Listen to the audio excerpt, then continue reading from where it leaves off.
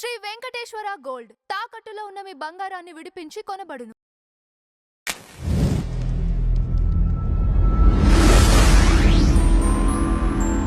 మీరు భగవద్గీత యూనివర్సిటీ అనుకుంటున్నారు కదా చాలా రోజుల నుంచి. పవన్ కళ్యాణ్ గారిని అప్రోచ్ అవ్వచ్చు కదా మీరు? ఈ మధ్య కాలంలో మేము ఏమనుకున్నామంటేనండి, పవన్ కళ్యాణ్ గారిని డెఫినెట్గా అప్రోచ్ అవుతామండి. ఎందుకంటే ఒక్క పదంతో కనెక్ట్ అయ్యాడు ఆయన కోట్ల మందికి. సనాతన ధర్మ బంధువులందరికీ కనెక్ట్ అయ్యాడు. ఆ కనెక్ట్ అయిన పదం పేరే సనాతన ధర్మం. దీనికి సనాతన బోర్డు ఉండాలి అని ఆయన అన్నాడు. అన్న తర్వాత అటు నుంచి కార్యాచరణ ఇమ్మీడియట్గా ఒక రాజు మాట్లాడాడంటే అది శాసనం అయిపోవాలి. వెంటనే ఒక మీటింగ్ పెట్టి దానికి ఇక్కడ సనాతన ధర్మంలో ప్రచారం చేయటంలో లేదా దాన్ని అధ్యయనం చేసిన వాళ్ళలో బలంగా ఎవరున్నారు ఓ 10 మందిని పెట్టి వెంటనే ఆ నెక్స్ట్ వీకే మీటింగ్ జరిగిపోవాలి. కానీ ఇది చాలా గ్యాప్ వచ్చేసింది. దానికి నేను బాధపడుతున్నా. ఇమ్మీడియట్గా చేసేది తప్ప అది ఆ రోజు వేదిక మీద ఒక పాయింట్ అయిపోకూడదు. ఆ రోజు వేదిక మీద ఆ పాయింట్ అయిపోయేది మ్యూట్ అయిపోవడానికి వీల్లేదు. అనగానే అందరూ జాగ్రత్త అయిపోయారు.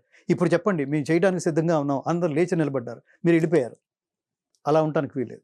మేము లేచి నిలబడ్డాం, మళ్ళీ మేము కూర్చోవడానికి వీల్లేదు. లేచి నిలబడి మీరు ఎటు వెళితే అటు వెళ్ళి మీతో కూర్చొని దాని గురించి డిస్కస్ చేసి మిమ్మల్ని పరమాత్మగా భావించి ధర్మం ఎవరి నోటి వెంటైతే ఆ శబ్దం వెలువడుతుందో అతను ఖచ్చితంగా పరమాత్మ అనుగ్రహ పాత్రుడే, అది ఫీల్ అవ్వాలి. ఆ పిలుపు కోసం మాలాంటి వాళ్ళందరూ అందరూ వెయిట్ చేస్తున్నాం. ఈ మధ్యకాలంలో భగవద్గీత, సంపూర్ణ భగవద్గీతని యూట్యూబ్లో దాన్ని వీడియో మేము ఇంతకాలం చేసిన ఇంత ప్రాజెక్ట్ని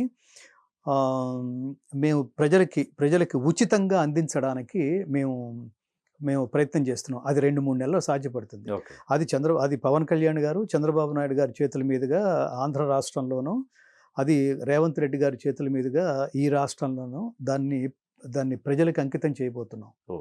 సో ఆ ప్రయత్నంలో వెళ్ళినప్పుడు ఈ మెమోరాండమ్స్ అన్నీ ఇలా చేయండి. అసలు ఇంకొకటి కూడా చూడండి, ఇది హిందూయిజం అంటున్నాం. దీన్ని తాపత్రయపడే వాళ్ళని మీరే ఐడెంటిఫై చేసి పిలవాల్సింది పోయి మనం అప్లికేషన్స్ తీసుకువెళ్ళటం ఏంటండి? ఇది ఎంత దారుణమైన స్థితి. అది గురువు అడుక్కుంటాడండి? మీరు గురువుల దగ్గరికి రారా? మేము ఇలా అనుకున్నాం, ఇది మా ప్రభుత్వం నడిపించటంలో, ఇది కూడా ధర్మాన్ని రక్షించటంలో ఇది కూడా భాగమే, మీతో పెడతాం. టెంపుల్స్ ఏమిటి? ఆచార్యులు ఎవరు? వీళ్ళని స్కూల్స్కి తీసుకువెళ్ళటం ఎలా? వాడు ఏడుస్తాడు. కొంతమంది కొన్ని చోట్ల చూశాను, మీరు స్కూల్స్లో భగవద్గీత నేర్పిస్తే వాళ్ళు ఫీల్ అవుతారు, మా ఖురాన్ కూడా చెప్పండి, వాళ్ళు ఫీల్ అవుతారు. అవన్నీ మతాలు రా నాన్న, నీకో స్పష్టత ఉండాలి. ఇది ఈ దేశపు జ్ఞాన సంపద. అందుకని ఈ దేశం గురించి చెప్పే, ఈ దేశం హిస్టరీ, ఇది హిస్టరీ. ఈ హిస్టరీని మన పిల్లలకి వాళ్ళకి అందజేయడంలో భాగంగా భగవద్గీతలో ఏముందో చెప్పాలి. ఇప్పుడు మీరు చూడండి, రాబర్ట్ క్లైవ్ వాడు రాసుకున్న సెంట్ ఏంటి? మనకు పాత రోజుల పాటలు ఉన్నాయి చూడండి, ముంతాజు బేగం ముక్కు పుడక ఎంత ఏమిటి, ఇవే మనం చెప్పుకుంది. ఔరంగజేబు గురించి నేర్చుకున్నాం. అతి దుర్మార్గుడు చరిత్రలో ఔరంగజేబు అనే పదం మనకు వినపడకూడదు, కానీ చరిత్ర పేరుతో మన పాఠాలకు తీసుకెళ్ళిపోయి వాడు. ఇప్పుడు మనం గాయకులం అండి, కానీ గానం ఎక్కడన్నా వినిపిస్తే గొంతు కోసేసేవట్ట వాడు.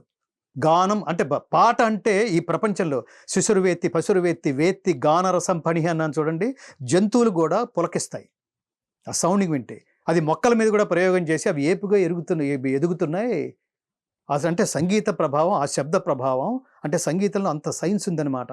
ప్రకృతి మొత్తాన్ని, సకల జీవరాశుల్ని అవి ఏమంటారు, ఆనంద పెట్టే ఏదో ఆ తరంగాలు ఏవో ఉన్నాయి. జగదీష్ చంద్రబోస్ దగ్గర నుంచి ఎంతోమంది ప్రయోగాలు చేసి, అలాంటిది అసలు సంగీతం అంటే, సాహిత్యం అంటే, శబ్దం అంటే, స్వరం అంటే పడనివాడు సృష్టిలో వాడొక్కడే. ఇంకొకడు హిందువుల్ని టార్చర్ పెట్టేసి వాళ్ళు మ్యాక్సిమం చాలామందిని కన్వర్ట్ కాకపోతే మతం మారకపోతే చంపేసిన ఇంకొక టిప్పు సుల్తాన్ అని ఇంకొక దరిద్రుడు ఉన్నాడు. అతను కూడా ఉంది, అతను కూడా ఉంది ఈ దేశంలో. అసలు నాకు చాలా విచిత్రం, ఇంత నిద్రపోతున్న వ్యవస్థలో, అంటే నిద్రపోతున్న పరిపాలకుల కింద మనం ఇంత దారుణమైన స్థితిలో బతుకుతున్నామా అనిపిస్తుంది స్వామి. మనలాంటి వాళ్ళు ఆ టిప్పు సుల్తాన్ జయంతి చేయాలట. అది అక్కడ బెంగళూరు దగ్గరలో ఏదో ఉంది. ఆ ప్రదేశాన్ని చాలా గొప్ప పర్యాటక ప్రదేశంగా గుర్తించి టిప్పు సుల్తాన్ జయంతి చేయాలటండి. ఇక్కడ కొంతమంది అడుగుతున్నారు. మీరు నెట్ కొడితే అసలు కొన్ని అయితే అసలు ఈ దేశం నుంచి మీరు సబ్జెక్టు తవ్వుతున్న కొద్దీ ఈ దేశం ఇవాళ ఈ స్థితిలో, ఇంత దారుణమైన స్థితిలో ఉండటానికి కారణం ఎవరని తవ్వుతుంటే మనం ఇంతకుముందు పూజించిన వాళ్ళే, గౌరవించిన వాళ్ళే, మనం జయంతులు చేస్తున్న వాళ్ళే అనేది ఇప్పుడిప్పుడే తవ్వి బయట పెడుతుంటే అసలు బుర్ర పనిచేయట్లేదు మనకి. మీ దేశం మాకు మా దేశం కావాలి, మీ దేశంలో మొక్క కట్ చేసి అది మా దేశంగా ఇవ్వండి అని దాన్ని మన దేశంలో మొక్కని పాకిస్తాన్గా ఒక విభజిస్తే ఈ ముస్లిమ్స్ అందరూ అక్కడికి వెళ్ళిపోతుంటే ఈ మధ్యలో మహానుభావులు, ఈ మధ్యలో పెద్దవాళ్ళు భవిష్యత్తు దార్శనికత లేక, భవిష్యత్తులో ఏమవుతుందో తెలియక, ఒక్కొక్క జాతికి ఒక్కొక్క మైండ్ సెట్ ఉంటుంది, అది జాతి మైండ్ సెట్, అది తెలుసుకోలేక మీరు ఇక్కడ ఉండేవాళ్ళు ఉండొచ్చు, అక్కడికి పోయేవాళ్ళు పోవచ్చు అని ఇంకా అక్కడ భూభాగం ఇచ్చేసిన తర్వాత కూడా వీళ్ళని నెత్తిని పెట్టుకుని వీళ్ళని చాలా గౌరవించి, నెత్తిని పెట్టుకోవడం బాగుంది, గౌరవించడం బాగుంది, అన్ని రకాలుగా బాగుంది. వీళ్ళల్లో మళ్ళీ ఒక వర్గం ఇప్పుడు చూడండి, మొన్న బయటపడింది, డాక్టర్స్ ఉన్నారండి అందులో. ఈ దేశాన్ని నాశనం చేయటం వెనకాల వేసే పథకాల్లో ఈ దేశంలో అటు ప్రభుత్వ వ్యవస్థలోను ప్రైవేటు వ్యవస్థలోను పెద్ద పెద్ద వ్యవస్థల్లో పాతుకుపోయి ఉండి అండర్ కరెంట్గా వాళ్ళ ఎజెండా, వాళ్ళ ఇది ప్లాన్ చేస్తున్న వాళ్ళు. ఇంటెలిజెన్స్ ఏం చేస్తోంది ఈ దేశంలో? వీటన్నిటికీ మూల కారణం హిందువులు జాగృతం కాకపోవడమే, సనాతన ధర్మీయులు జాగృతం కాకపోవడమే. హిందువులు అది మతం అనుకుంటున్నారు, కాదు, జ్ఞానం. అది ఉత్తమ జీవన విధాన మార్గం, ఉన్నత వ్యక్తిత్వ వికాస బోధనం. అందుకనే నాన్న గీత నేర్చుకోండి, రాత మార్చుకోండి అని చెప్తోంది మేము. గీత నేర్చుకోండి, రాత మార్చుకోండి, ఇంటింటా గీతా జ్యోతుల్ని వెలిగించండి, భారతీయ సనాతన ధర్మ జ్యోతులై ప్రకాశించండి అని చెప్తున్నాం. మీరు సింపుల్గా మీ అమ్మనంటే ఊరుకోవట్లేదు, మీ నాన్నంటే ఊరుకోవట్లేదు, మీ మీ మీ ప్రాపర్టీస్ మీద ఎవరన్నా కన్నేస్తే ఊరుకోవట్లేదు, మీ పిల్లల్ని ఏమన్నా అంటే ఊరుకోవట్లేదు. కానీ మీరు నమ్ముకున్న ధర్మాన్ని ఎవడు ఎంత సర్వనాశనం చేసినా మీరు బయటికి రావట్లేదు. అంటే దాని అర్థం ఏంటంటే ఇది కూడా తెలుసుకోవాలి హిందువులు. దాని అర్థం ఏంటంటే అది నాది అని 100% ఫీల్ అవ్వట్లేదు అనమాట. అంతే కదా? మా నాన్న అని ఫీల్ అవుతున్నారంటే అది అక్కడ 100% అంకిత భావం ఉంది. నాన్న నేను వేరు కాదు, మా అమ్మ నేను వేరు కాదు, నేను నా భార్య వేరు కాదు, నేను నా బిడ్డలు, నా ఆస్తులు ఇవేవి వేరు కాదు. ఎవడు దాని మీద చేసిన తోలు తీస్తా, తాట తీస్తా అంటున్నారు. మరి అంటే ఇక్కడ దేవుడు మాత్రం వేరు. రోజు వారి దగ్గరికి వెళ్ళి రోజు వారి దగ్గరికి వెళ్ళి దండం పెట్టుకుంటున్నావు.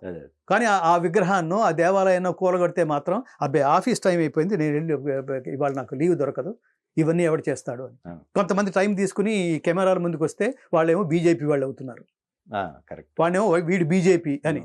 అది సీరియస్గా తీసుకోవట్లా. ఇక్కడ రోడ్డు మీదకి రావాల్సింది సాధారణ ప్రజలు. ఇది నేను ఏమంటానంటే ప్రపంచానికి తెలిసినప్పుడు వస్తుంది ఒక్కొక్కటి. ఇది కరెక్ట్, చాలా చాలా గొప్ప మాట. ఇది ఎక్కడదంటే చాలా బాగా చెప్పారు అంజు గారు.